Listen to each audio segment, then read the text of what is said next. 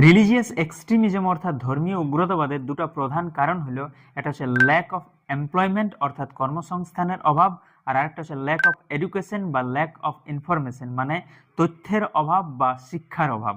যখন মানুষের কাছে কর্মসংস্থান থাকিবে নাই তখন মানুষের পকেটে একটাও টাকা থাকিবে নাই, আর যখন মানুষের পকেটে টাকা থাকিবে নাই তখন তাকে টাকা দিয়ে অনেক সহজে অনেক রকম কাজ করা যাবে।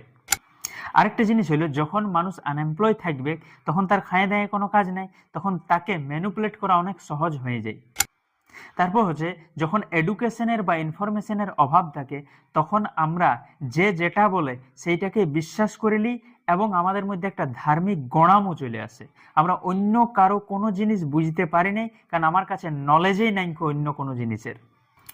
এই জিনিসটা এতদিন ধরে কাশ্মীরের উপর হয়ে আসতেছিল, সেই জন্যেই পাকিস্তানি যে জঙ্গি সংস্থাগুলো ছিল তারা কাশ্মীরের লোককে এই রিলিজিয়াস সেন্টিমেন্টটা দিয়ে অনেক ভালো করে ইউজ করতেছিল। কিন্তু 370 হাঁটানোর পর কাশ্মীরের এই অবস্থাটা একদমই চেঞ্জ হয়ে যায়। আমাদের ইন্ডিয়া থেকে কাশ্মীর অনেক বেশি পরিমাণে ট্যুরিস্ট যেতে শুরু করে, যেটার ফলে কাশ্মীরের লোক একটা কর্মসংস্থান পায়, তাদের পকেটে টাকা ঢুকে, যেটার ফলে তারাকে অনেক কম টাকা দিয়ে অনেক সহজে আর ইউজ করা সম্ভব হতে ছিল নাই।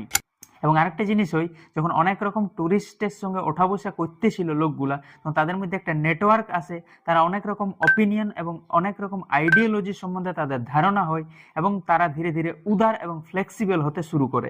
যেটা সব থেকে বড় যাদের অসুবিধা হচ্ছিল সেটা হচ্ছে পাকিস্তানের টেররিস্ট অর্গানাইজেশনগুলোর।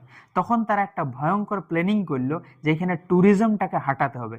তখন ওরা একটা মাস্টার প্ল্যানিং করলো, ওইখানের আর্ম ফোর্সকে না অ্যাটাক করে, ওইখানের কোনো পলিটিক্যাল লিডারকে না অ্যাটাক করে, সাধারণ যে ট্যুরিস্টগুলো ছিল তাদেরকে অ্যাটাক করলো, তাদেরকে মারলো এবং তাদের ধর্ম দেখে তারাকে হিন্দু দেখে দেখে মারলো, যাতে আমরা অরিজিনাল শত্রুকে ভুলে যাই, আমরা অরিজিনাল প্রবলেমটাকে ভুলে যাই, নিজেরাই নিজেদেরকে শত্রু বানাই, নিজেদের প্রবলেমে নিজেরাই ফাঁসে থেকে যাই, আর উহাদের কাজটা সুন্দরভাবে চলতে থাকে।